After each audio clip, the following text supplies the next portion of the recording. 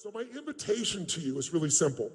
You can get free of suffering, but in order to do it, you got to realize it's all your expectations that make you suffer. I'll give you one quick example. I'm fortunate enough, like Mark, I have my own plane, so I can fly, anywhere in the world, and I traveled this last year to 16 countries, so it's a great privilege to have a bed and go straight to China nonstop. Unbelievable. But most of my life, I took commercial aircraft.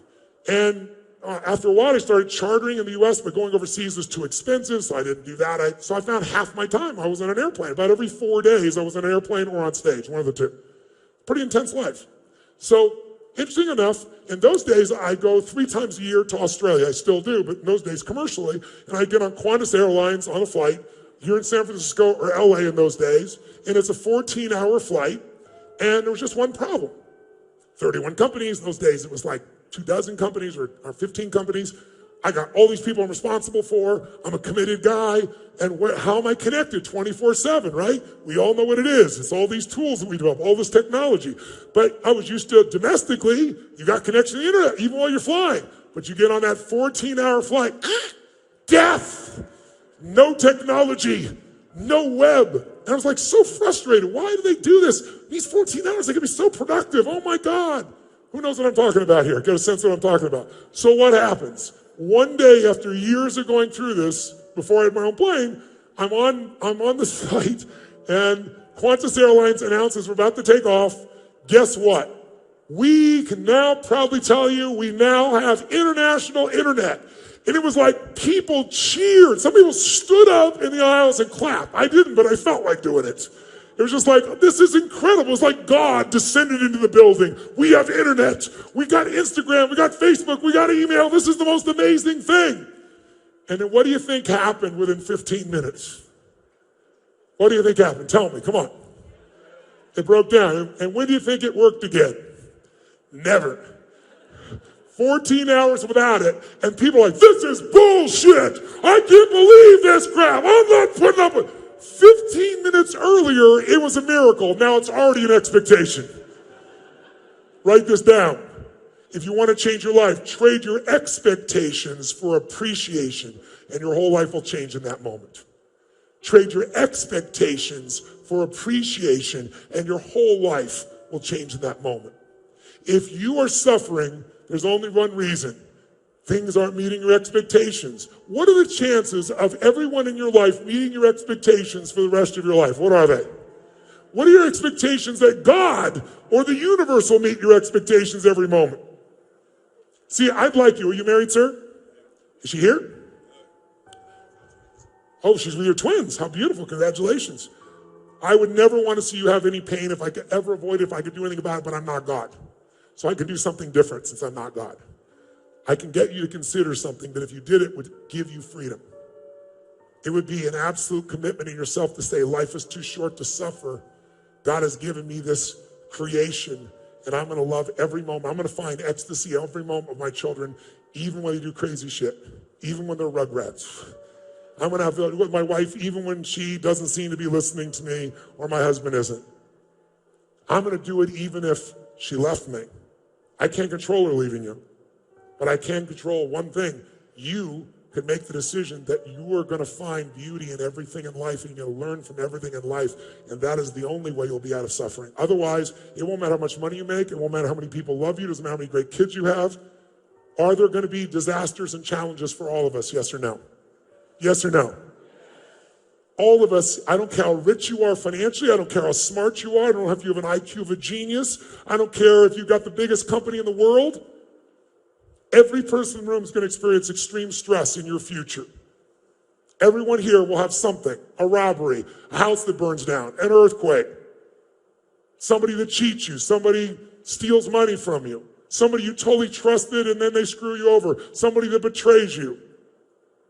Aren't you glad you came to this positive seminar? So you thought it was Mr. Positive Thinking. You're so wrong. See, I'm a realist. I'm not stupid. I don't think that I know that most people are not fit and healthy. Most people around the world do not have a relationship where they're totally passionate. Most people do not love their work. True or false? But a few do. I'm interested in the few who do versus the many who talk. I'm interested in the few that live the beautiful states versus the masses that suffer. And I also know that anyone can end that suffering in a moment if you make the decision that says, I have decided from this day forward, I'm going to find beauty in everything by being in a beautiful state.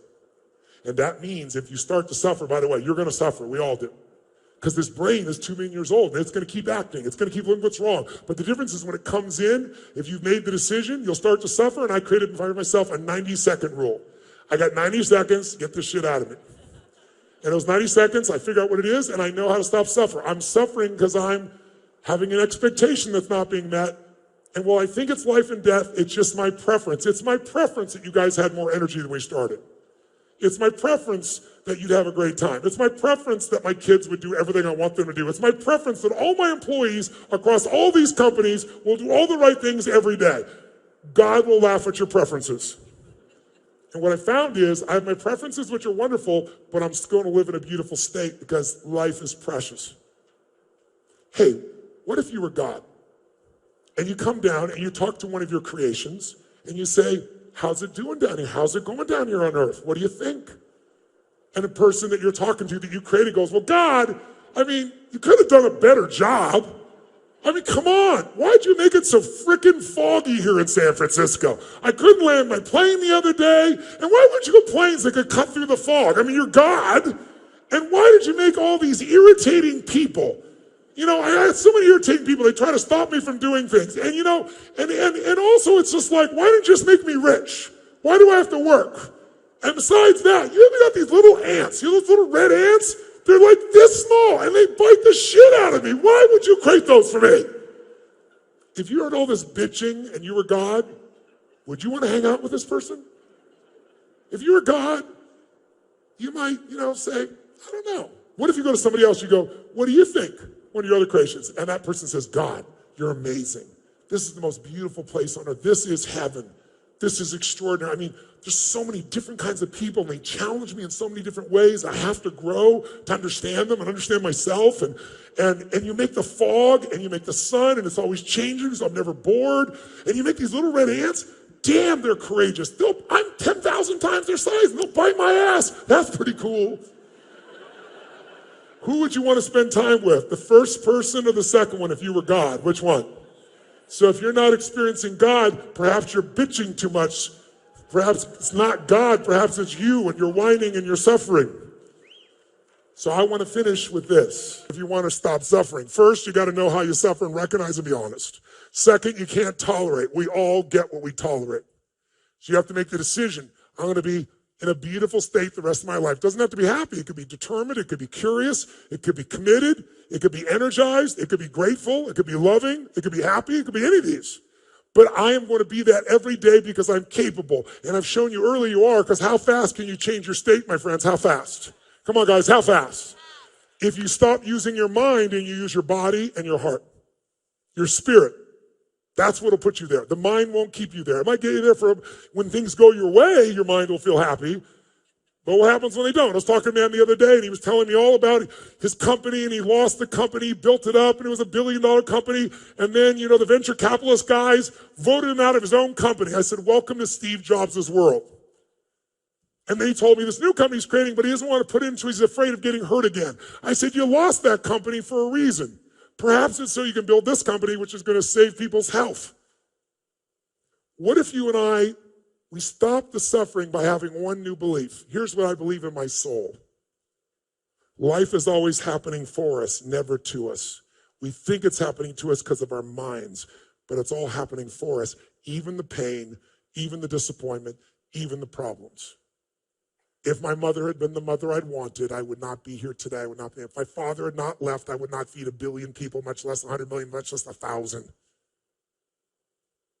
Maybe life isn't always about getting your preferences. Maybe life is about you becoming more. And when you do, you feel more alive and you have more to give, and that's the purpose of life.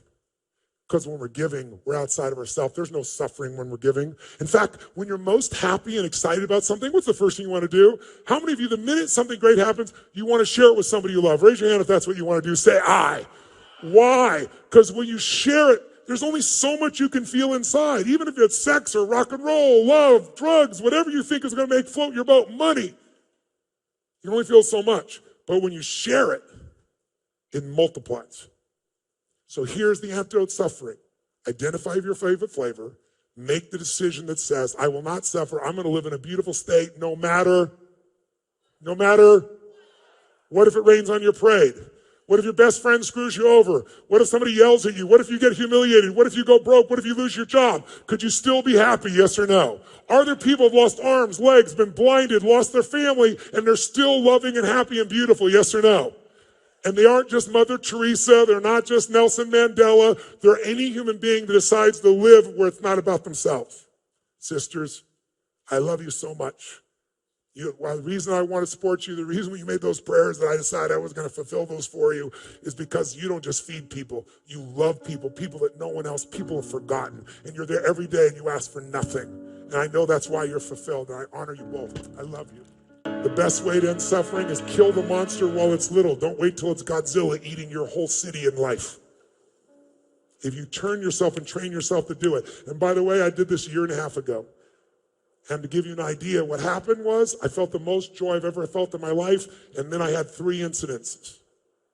And you understand how I entered the room. I've been on stage for 39 years, working with 50 million people. I give my all every day. This is easy. This is 3 hours. My average seminar is 50 hours. My stress here is 3 hours, because I don't like to talk. I like to go deep, as you might gather. And I like to condition it where we get up and do things. There's only so much time. And those 50 hours, I go full tilt. And I've been doing that for 39 years, and I clap like a crazy man. I jump much more intensely in here because I'm toning it down for you guys because you think I'm crazy when I first come in, especially where you guys started with your energy. I look like a maniac.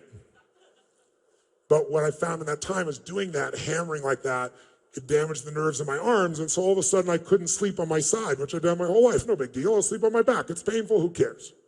I manage pain. Every great athlete does that. Every good person does that. But then my wife was freaking out saying, honey, you're choking, you're not breathing. And I was exhausted, and I went in and did a sleep study and found I had sleep apnea. But it was extreme. In 17 minutes, I stopped breathing 18 times. That doesn't make for very much rest. That doesn't make for health. So now I have this really sexy device. It's called a sleep app. You stick it on your face. It's a mask, and it pours oxygen, and you will get girls with this shit, I promise you. But they'll be in the hospital, the girls that you'll get, right? And so I'm like, I can't believe this. I'm breathing through this breather now because of these nerves. And then I'm kind of crazy. I'm snowboarding and I rip 3 rotator cuffs. Not a problem. It's painful. I'll get it worked. But then the pain won't go away and the pain becomes nerve pain that's shooting so bad. I know how to deal with pain. But on a 0 to 10, 9.9.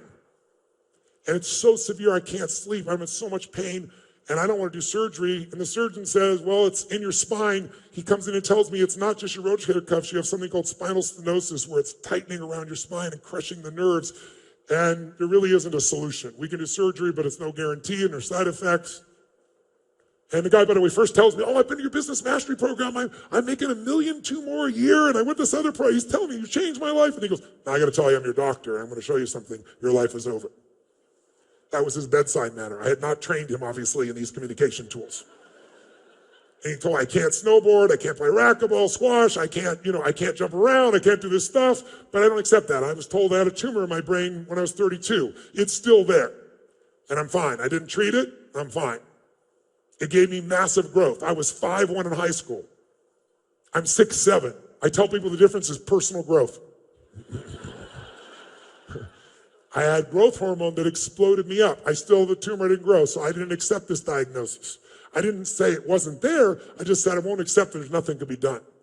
In the world we're in today, you can find answers. And so I pushed, and I know some of the best doctors around the world, and I found a doctor in Australia who said to me, Tony, we can do this. You sent me MRIs of people with similar situations, and the way they solve it is with 100 hours of hyperbaric oxygen, where you go inside a coffin, and they make it so pressured, about 65 feet below the ocean pressure, and they fill you with oxygen, and it releases the 800% more stem cells, and it starts to heal.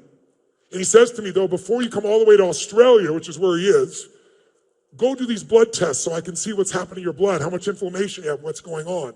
And I said, okay, and I went and did it, and when I was there, the guy who was doing the blood said, you want to do a metals test?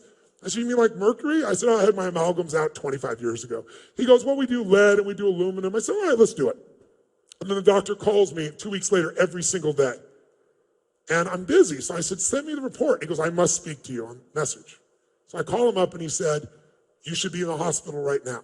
I said, what? He said, you have the highest level of mercury we've ever measured here in the United States. We measure on a 0 to 5 scale. If you're 3 or above, your body's so toxic, you can die. You can have a heart attack, you can have a stroke. You are 123. He said, the highest I've ever measured is 76. I said, that's impossible. How could that be? He said, we can tell by the type of mercury it's fish. And I was like, oh my God, I'm so intense in my life that I've made my diet really simple. It's salad, veggies, and fish. And the 2 fish I always had, and I'm telling you this, is swordfish, which I loved, and tuna. They are 75-year-old living fish, and they eat all the smaller fish, and they have 1,000 times more mercury today, but no one tells you this because the fishing industry would be ended if you knew it. So, and 2 other doctors looked at it, and one of the other doctors said, how long's he been in the hospital? I just got off stage in a 50-hour seminar, 5-0, over 4 days. And I was like, no wonder I'm exhausted, because it destroys your mitochondria, which creates ATP, which creates energy. I'm thinking, I'm just exhausted because I'm working so hard. And then I was also losing my memory, and then I've always sweat, but sweat like I did when I first ran on stage here. Because if I start running, all of a sudden my body has to work so hard, it's pushing to keep going. I would be dead today if I had not torn my rotator cuffs, if I had not hurt my spine, if I had not been in a position where I'd hurt my arm so bad I can't sleep on my side and had to put a sleep app on. Life is always happening for us, not to us, even when it doesn't look that way. It's our job to find the benefit. And I'm telling you this now for another reason, which is please go get your metals test, because the world we're in today is so toxic that out of 12 of my friends that I told this in the first few weeks, 6 of them all had poisoning. And they thought they were just exhausted or tired or frustrated. Lots of people get diagnosed with dementia. I find myself on stage, it's happened once or twice here, hopefully you didn't notice, but I can tell you now where I thought, where the hell am I? And I've never had that in my life. I do 50 hours without missing a beat. And it's changing. I don't have a script. I'm looking at you, I'm feeling, I'm responding, but I go like, why am I telling you this story? But all that'll come back when it's gone. I'm down to 18 from 123. It's taken me 9 months to do it. I'm not there yet, but I'm almost there. Thank you very much. So if you're watching somewhere else in the world, or you're here, go get a metals test. And if you do, and you've got this in your body, get it out. There's a man named Dr. Shade. He's one of the best metals guys in the world. You can find him on the web. He's made a giant difference for me. And I'm going to get those things back. But I wouldn't have got them back unless all these horrible things happen. I just give it to you as a metaphor for what you think is your worst day could be your best day. But it requires some faith. Faith that there's a higher purpose in everything that happens in our lives and making ourselves look for it. So I want to finish by showing you how to end suffering in 2 minutes. There are many ways. I don't have any more time. I'm out of time. You've been so gracious. I hope this has been touching for you. I hope it's made you think. Who here has decided in your gut suffering ends here tonight? I'm curious. Not all of you are going to do it, but who really is going to do this? Say I. Then I want to ask you to do 2 things. I want you to ask you to send me a note, and you can send the note to, I'll have my team put it up there. It's an email. They'll throw it up there. I don't know what the name of it is, quite honestly. I would love to hear your commitment and why, and then I'd love to have you copy that to 2 people you respect, 2 people you love, because if you do that, they're going to know why you're going to do this, why you want to live this beautiful state every day, why you'll do it no matter what, even if it doesn't. That ends suffering now at TonyRobbins.com. And I would love to hear your story of what you're going to do. It's why I came by here. I'll be inspired by it, but more importantly, you'll be making a commitment. I'm nobody. But if you commit by telling me and a couple other people that matter, you might also inspire them to consider the possibility. I wish I could go deeper on the subject, but what I want to give you is a tool. Because if you make the decision, then you're going to come up with suffering. How do you end it? By the way, when I say 90-second rule, in the beginning, it should have been a 4-hour rule. Maybe a few years ago, it should have been a 4-week rule. But now, once I've done it over and over again, just like getting in state, it becomes a habit, and now you can do it so easily, and the freedom you'll feel will be amazing. But let's finish by showing you how to do it, and I'll do it with a real experience for you. Stand up. Shake your body out. Before we do anything else, let's crank the energy so we're high level to do this. I want you to face the party and go, I own ya! No, I own you! Here's what I want you to do. Think of a place where you have suffered. Frustration, overwhelm, anger, sadness, feeling not enough something. And what if there was a quick way to end it? Here's how that can be done in a matter of moments. First, you only suffer because of what you focus on, and you're focusing on one of three things. 3 words you want to remember going forward: loss, less, or never. If you're suffering, it's because your brain believes because you did something to me, or the government did, or the company did, or the other employee did, or I did something, or because you didn't do something, or I didn't do something, I have lost something. Lost love, lost time, lost energy, lost respect, lost significance, lost anything. The illusion of loss makes us suffer. All you've lost was your expectations weren't met. Because there's no guarantee in life. Could we walk across the street and get hit by a car? Of course we can. That's loss. Everything else is an illusion. It just means your preferences weren't met. The second thing that'll make you suffer is if you think something you did or didn't do, or something someone else did or didn't do, cause you have less of something you value. Less love, less joy, less time, less energy, less acknowledgement. If you feel like you have less, you will suffer. And the third one, and the worst one, is if your brain starts believing that you failed to do something, I failed to do something, or you did something, or I did something, that means I will never have that love, have that joy, have that success, have that acknowledgement, have that freedom. When our brain believes we've lost, or we have less, or we'll never, we suffer. And all those are illusion. The way you get out of it is really simple. You're never going to go from suffering to joy. It's too big a jump. So you go from suffering to appreciating something. How many of you, no matter how bad your life is, there's something you can appreciate? Your health, your children, your life, the country you live in. How many got something you can appreciate? Say I. Is there something you can appreciate in every moment, even in the worst moments you've been in? Yes or no? Yes or no? And if you're so smart, which I know you are, you should be easily find those things. All it is you decide, I'm not going to suffer, so when I feel it, within 90 seconds, I figured out what it is. I don't live there. I find something to appreciate. I find something next to enjoy. Second step, once you appreciate and enjoy, I want to learn from this. What can I learn? What can I grow? If in the middle of that problem you learn from that relationship, then it's not a bad ending of a relationship anymore. If you grow from it, you're going to feel alive. And thirdly, third step, after appreciate and enjoy, learn and grow, throw it up. If you do anything loving, if you give anything, if you're grateful, your suffering will end. Are there people that have been in concentration camps that were able to end suffering even though there was physical pain? Yes or no? What I learned through all this pain in my body was there's pain and there's suffering. You want to know the difference? Pain is that shock feeling of pressure and tension running up my spine. Suffering is, why did this happen to me? Will I ever be able to do this again? Can I ever get back on stage? How long will this last? The story is the suffering. It's easy to deal with pain. It's the suffering that makes it so hard. Raise your hand if you follow what I'm talking about here. Say I. So I'm going to give you one technique right now, and we'll do it really fast so you know it works. Shake your body out. In fact, right now, develop a quick pattern. I want you to make a move that if you made that move, you feel strong instantly. Just try something. Make a strong move of some sort. Make a move. Make a move. Make a move. Make a sound when you just shout the word yes when you make your move. Make your move. Say yes. Say yes. Say yes. Now here's what I want you to do. How many of you have a situation either at home or in your work environment where there's some unfinished business? Where there's a situation with a person or a situation that you need to handle and it's stressful inside when you think about it, so you try not to think about it and do other stuff. But it's got to be handled and you've not handled it. How many got an area where there's some suffering like that? Raise your hand nice and high. Let me see. Virtually everybody. Good. Think of that situation that really bugs you and really think about how it really feels if you really let yourself focus on it. And feel what that suffering will be like. And I want you to pick something that on a scale from 0 to 10, where 10 is total suffer and 0 is no suffering at all, that's in the 8 or above range at least. 7, 8, 9, 10. Don't pick a little one because you won't notice in this quick moment enough for you to feel it. I want you to feel a difference. How many got something that needs to be handled, you've not resolved it, you're either pissed off or you feel hurt or you feel worried or you're concerned and you've not handled it and you put it off and it needs to be handled? Raise your hand if you got, and the pain of it is, if you focus on it, is 7, 8, 9, or 10. Let me see your hands. Awesome. Here's what I want to show you. A group of scientists discovered something about 20 years ago that's amazing.